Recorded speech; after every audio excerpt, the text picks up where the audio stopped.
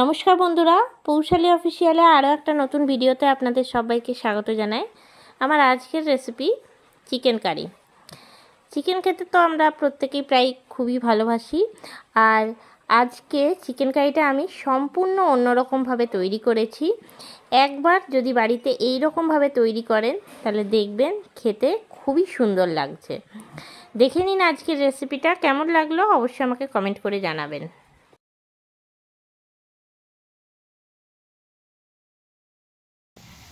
আমি আলু কেটে নিয়েছি মাংসের জন্য, এরকম বড় বড় ডুমো ডুমো করে। আর যেহেতু আমার আলুগুলো একটু বড় ছিল তার জন্য আমি 4 পিস করে প্রত্যেকটা থেকে কেটেছি। এবার আমি আলুটা সবার প্রথমে ভেজে নেব। কড়াই চাপিয়ে নিয়েছি, কড়াইয়ে সবার প্রথমে দিয়ে দিচ্ছি সরষের তেল।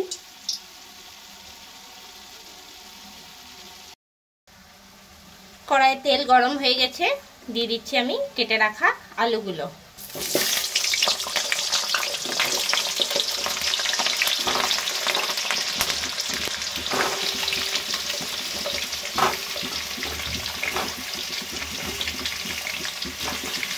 আলুগুলো সবার প্রথমে ভেজে নেব, তার জন্য এবার আমি দিয়ে দিচ্ছি হলুদ আর লবণ। দিয়ে দিচ্ছি হলুদের গুঁড়ো, আমি 1 চামচের মতন হলুদের গুঁড়ো দিলাম। এবার দিয়ে দিচ্ছি লবণ আন্দাজ মতন। লবণ আর হলুদ দিয়ে এটা ভালো করে ভেজে নেব, একটুখানি লাল লাল করে ভেজে নেব। ভাজার সময় হলুদ আর নুনটা দিয়ে দিলে কিন্তু খুব সুন্দর আলুটার একটা কালার আছে।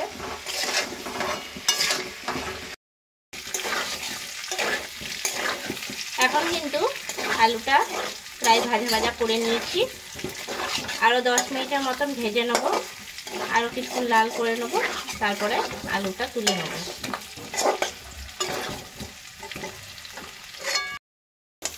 এবার আমি আলুটা তুলে নিচ্ছি বাটির মধ্যে।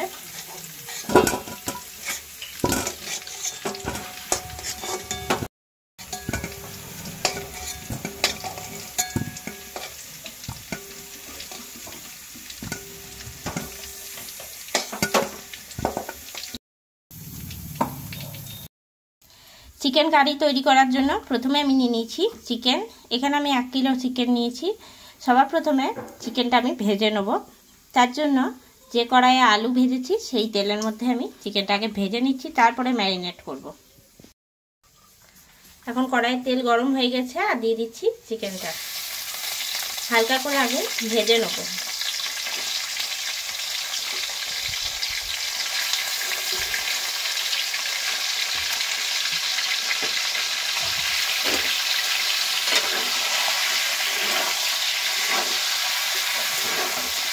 এতে করে কিন্তু তেলটাও খুব সুন্দর স্বাদ হয়, আর চিকেনটা কিন্তু চিমড় হয় না।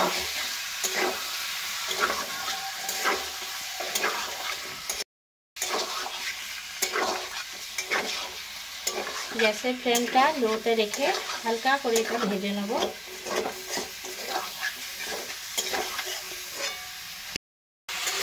দশ মিনিট ধরে আমি চিকেনটা কিন্তু নাড়াচাড়া করে ভেজে নিলাম।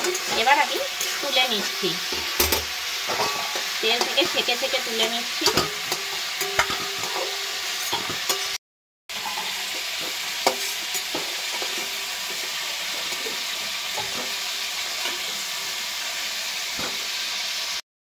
এখন মাংসটা তুলে নেওয়া হয়ে গেল। এরপর কড়াইয়ে ওই মাংস ভাজা তেলেই দিয়ে দিচ্ছি 1 চামচ গোটা জিরে, দিয়ে দিচ্ছি 2টো শুকনো লঙ্কা, 2টো তেজপাতা, আর দিয়ে দিচ্ছি 3টে এলাচ আর দারচিনি। দিয়ে নিয়ে নাড়িয়ে নেব।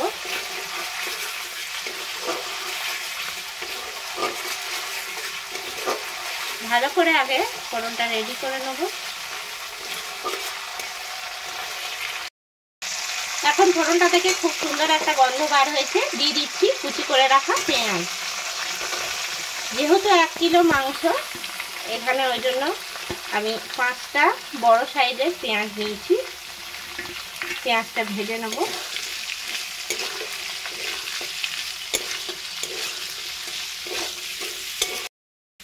পেঁয়াজটা ভাজা হতে হতে মাংসটা ম্যারিনেট করে নিচ্ছি। প্রথমে আমি দিয়ে দিচ্ছি টক দই। তো আমি এখানে 2 চামচ টক দই দিলাম। দিয়ে দিচ্ছি লঙ্কার গুঁড়ো 1 চামচ। দিয়ে দিচ্ছি ধনে গুঁড়ো 1.5 চামচ। দিয়ে দিচ্ছি গরম মশলা গুঁড়ো 1/2 চামচ। সব কিছু দিয়ে নিয়ে খুব ভালো করে এটা মাখিয়ে নেব। দিয়ে দিচ্ছি লবণ আন্দাজ মতন।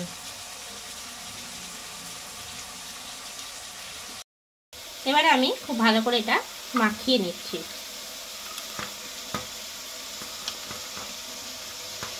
এই চিকেন কারিটা কিন্তু একদম অন্যরকম ভাবে আমি করছি, তাই এটা স্বাদটা কিন্তু খুবই সুন্দর লাগবে।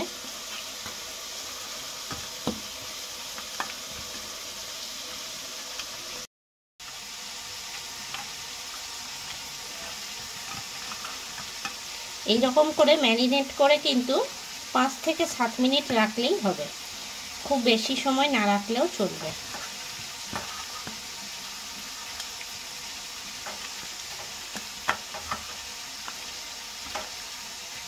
এখন মাখিয়ে নেওয়া হয়ে গেছে।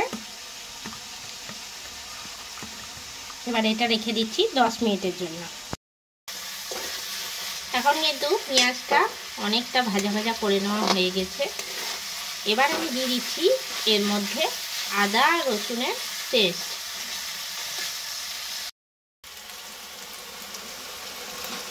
দিয়ে দিলাম আদা রসুনের পেস্ট।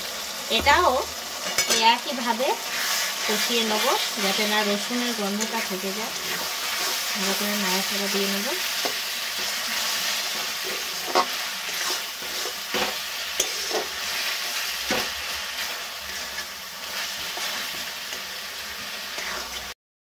এবার আমি দিয়ে দিচ্ছি টমেটো বাটা। আমি এখানে 2 ছোট সাইজের টমেটো নিয়ে পেস্ট তৈরি করে নিয়েছিলাম। তো এটা পুরোপুরি অপশনাল, আপনারা চাইলে দিতেও পারেন আবার নাও দিতে পারেন। দই দিলেও হবে, আবার শুধু টমেটো পেস্ট দিলেও কিন্তু হবে। এবার খুব ভালো করে আমি মশলাটা কষিয়ে নেব।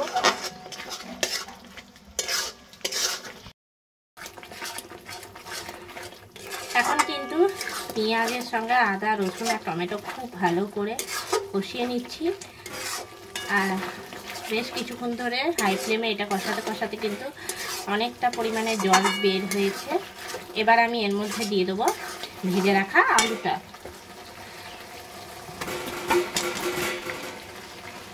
আলুটা দিয়ে নিয়েও ওই একই রকমভাবে নাড়াচাড়া করব।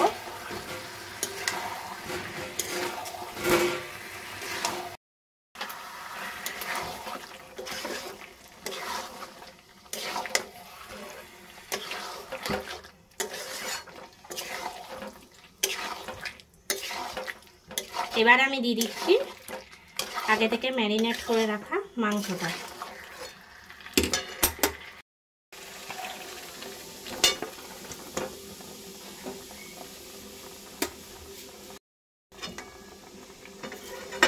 এবার আমি নাড়াচাড়া করব।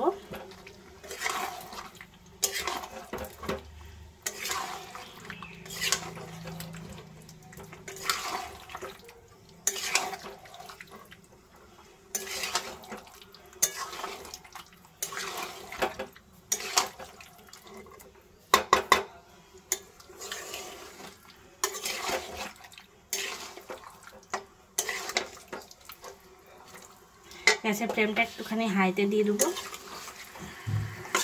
এবার বেশ কিছুক্ষণ ধরে এটা কষিয়ে নেব।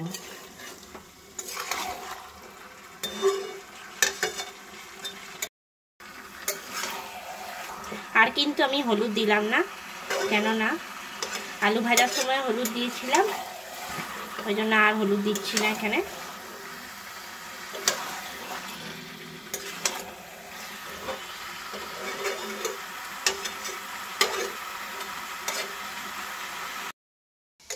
বেশ কিছুক্ষণ ধরে আমি কষালাম। এরপর আমি দিয়ে দিচ্ছি চাপা ঢাকা, আর গ্যাসের ফ্লেমটা একদম লোতে করে দিচ্ছি।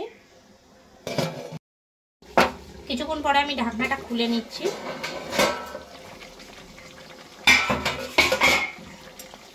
নাড়াচাড়া দিয়ে নেব।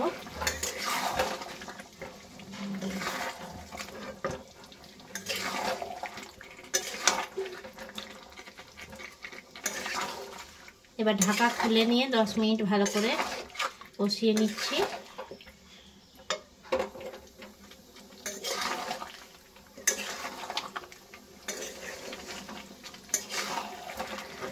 এখন কিন্তু কষাতে কষাতে অনেকটা পরিমাণে জল বের হয়েছে।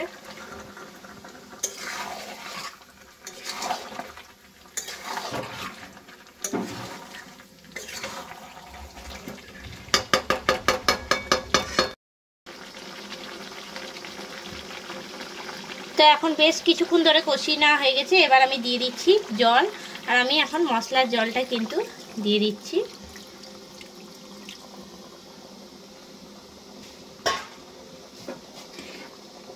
দিয়ে নিয়ে নাড়াচাড়া করে নেব,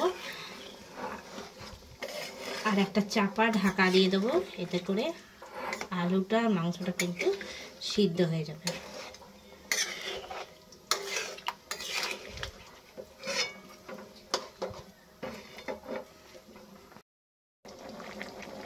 দিয়ে দিচ্ছি আমি লবণ,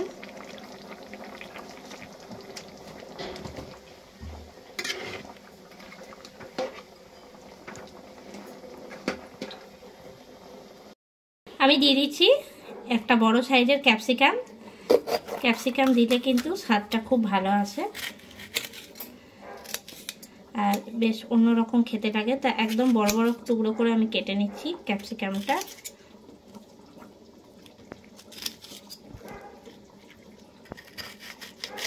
বীজটাকে আলাদা করে দেবো। দিয়ে দিচ্ছি ওপর থেকে ক্যাপসিকাম। এবার আমি দিয়ে দিচ্ছি চাপা ঢাকা।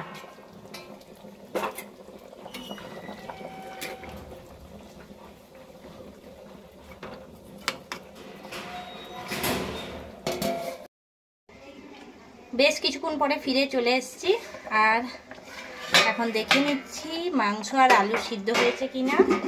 একবার ভালো করে এটা নাড়াচাড়া দিয়ে নিচ্ছি। আর এখন কিন্তু মাংস আর আলু পুরোপুরি সিদ্ধ হয়ে গেছে, মাংস সিদ্ধ হয়ে গেছে। ভালো করে একবার নাড়িয়ে নিচ্ছি, আর কত সুন্দর একটা কালার এসছে। আর আমি এইরকমই ঝোল রাখবো, এতে করে কিন্তু ভাতের সঙ্গে হোক বা পোলাও, ফ্রাইড রাইস, যে কোনো কিছুর সঙ্গেই এইরকম চিকেন কারি খেতে খুবই সুন্দর লাগে। আর একটু ঝোল না রাখলে কিন্তু ভালো লাগে না। এবার ওপর থেকে আমি দিয়ে দিচ্ছি ধনেপাতা কুচি।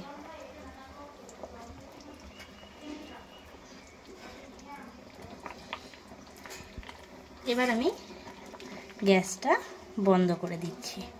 তৈরি হয়ে গেল চিকেন কারি।